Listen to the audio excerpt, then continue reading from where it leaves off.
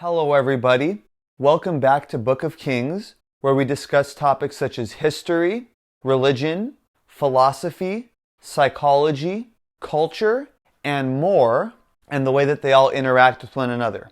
Don't forget to like, leave a comment, subscribe, and hit the bell icon to receive a notification every time I release a new video. Hope you enjoy. Hello everybody, we are back for another video. So with today's video, we are going to cover the history from start to finish of one of the oldest civilizations and continuous cultures of human history, and that is the civilization of China. So Chinese history can largely be divided into different dynasties and or different inter-dynastic periods. So in discussing the history of the civilization of China, we are going to start with the first dynasty of Chinese civilization, and that is the dynasty known as the Xia Dynasty. So the Xia Dynasty is, of course, like I said, according to traditional Chinese historiography, considered to be the first dynasty.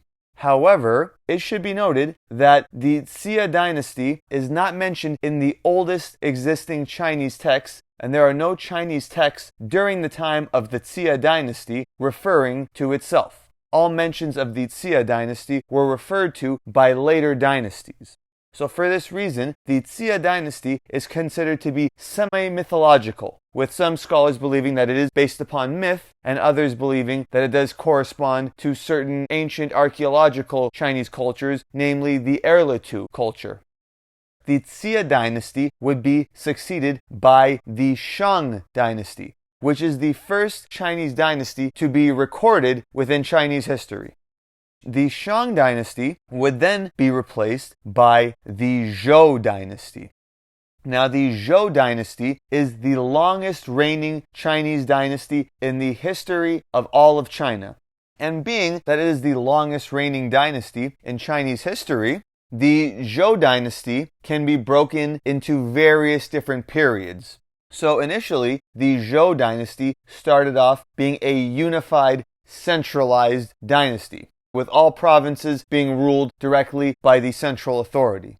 The Zhou Dynasty would then progress to move to a system of decentralization of the provinces, where provinces had semi-autonomy but still gave their allegiance to the central Zhou authority.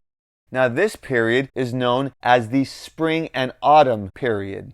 Now with the Spring and Autumn period, with all of these different provinces having semi-autonomy and having some control of their own affairs, this would naturally lead to them becoming increasingly independent. And in becoming increasingly independent, they would develop their own interests, which at times did not align with the interests of their peers, and therefore which would lead to conflict between these various provinces or states, and therefore lead to war, which would lead to our next period of the Zhou Dynasty, known as the Warring States period, where various states would gain full-fledged independence from the central Zhou authority and come into armed conflict with one another for control of China.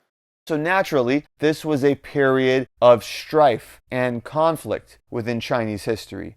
However, it should be noted that the Spring and Autumn period and the Warring States period, despite some of the turbulence, were considered to be a golden age of Chinese philosophy, known as the era of the 100 schools of thought.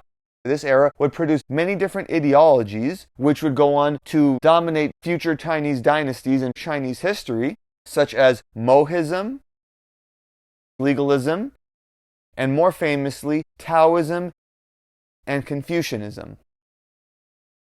So during this Warring States period, where various states would come into conflict with one another, one of them would rise to prominence. And that was the state known as the Qin state, led by Qin Shi Huang. Qin Shi Huang would go on to conquer all other states, including the Zhou state, and create the first empire in Chinese history under the Qin Dynasty. And it should be noted that the current name of China originates from the name of the Qin Dynasty. And being that the Spring and Autumn and Warring States period were periods where various different ideologies would develop, one of these ideologies would dominate the Qin Dynasty, and that was the ideology of legalism.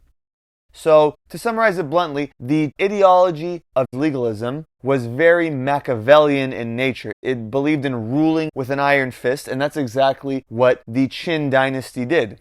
They would suppress all other ideologies except legalism and were famous for engaging in widespread book burnings, where the books of these other ideologies were destroyed. And it also should be noted that much of the original writings of Confucius and early Confucians were destroyed during the Qin Dynasty as a result of these book burnings. So despite creating the first empire in Chinese history and ruling with an iron fist, the Qin Dynasty would be very short-lived, the shortest major dynasty in Chinese history, lasting for only 15 years. Rebellion would break out amongst the other provinces, resulting in the collapse of the Qin Dynasty, and following its collapse, the Han Dynasty would emerge victorious and gain power over China. The Han Dynasty would usher in what is considered to be the first golden age in Chinese history, being founded by the Emperor Gaozu. And despite a brief interruption in the middle of the Han Dynasty, when the Qin Dynasty would usurp power only to be overthrown and replaced again by the Han Dynasty in total would last for roughly 400 years. And it should be noted that the name of the Han Dynasty would go on to become the name of the dominant ethnic group in China, the Han Chinese people. So as the Qin Dynasty would patronize one of the ideologies to originate from the era of the 100 schools of thought, namely legalism, the Han Dynasty, for much of its history, would give special patronage to another ideology which originated from this period, and that is the ideology of Confucianism. In line with this, we would see the development and growth of Confucian thought during the time of the Han Dynasty. And also notably, during the era of the Han Dynasty, we would see Buddhism enter China for the first time in Chinese history. The Han Dynasty would eventually be overthrown by the Sui Dynasty. Following the overthrow of the Han, one particular region of China would rebel against the Sui and create their own dynasty, the Shu Han Dynasty, which still remained loyal to the Han Dynasty and considered themselves to be a continuation of the Han Dynasty. This would be followed by a third region of China splitting and breaking off from the Sui Dynasty, with that being the Wu Dynasty. This would then usher in a transitional period between major dynasties known as the Three Kingdoms period, with there being three major kingdoms during this period: the Sui, the Shu Han, and the Wu. So the Sui and the Shu Han would be at odds for the majority of this period, and ultimately the Sui dynasty would emerge victorious, conquering the Shu Han dynasty. Shortly after this, the Sui dynasty would be overthrown by a new dynasty, the Jin Dynasty. The Jin Dynasty would then go on to conquer the Wu kingdom and once again unify China. Following Jin rule over all of China, China would once again become divided when northern China would be overrun by peoples from the eastern Eurasian steppe, modern-day Mongolia, namely the Xiongnu and Xianbei people. And these people would create various different kingdoms, 16 to be exact, ushering in the period known as the 16 Kingdoms period, which would dominate northern China. The Jin Dynasty, of course, would continue to remain in southern China. So amongst all of these 16 kingdoms in the north of China, one would eventually emerge to be the dominant kingdom, which would unify all of northern China, and that would be the Northern Wei Dynasty, dominated by the ethnic Xianbei people. The Jin Dynasty in the south would eventually be overthrown by another dynasty known as the Liu Song Dynasty. And this would begin a period in Chinese history known as the Northern and Southern Dynasties period, with China being split between the north, which was primarily dominated by steppe peoples, and the south, which would remain under ethnic Han Chinese rule. So within the south, we would see a linear line of succession amongst ethnic Han Chinese dynasties, with the first, as I mentioned, being the Liu Song Dynasty, followed by the Southern Qi Dynasty, followed by the Liang Dynasty, and finally followed by the Qin Dynasty. However, in the north of China, we would see the Northern Wei Dynasty fracture between East and West, resulting in the Eastern Wei Dynasty and the Western Wei Dynasty. The Eastern Wei Dynasty would eventually be overthrown by the Northern Qi Dynasty, while the Western Wei Dynasty would be overthrown by the Northern Zhou Dynasty. The Northern Zhou Dynasty would then go on to conquer the Northern Qi Dynasty, uniting northern China once again, resulting in northern China being dominated by a single dynasty ruled by steppe people, and the south being ruled by an ethnic Han Chinese dynasty. However, this would all change when the Northern Zhou Dynasty would be overthrown by the ethnic Han Chinese dynasty known as the Sui Dynasty.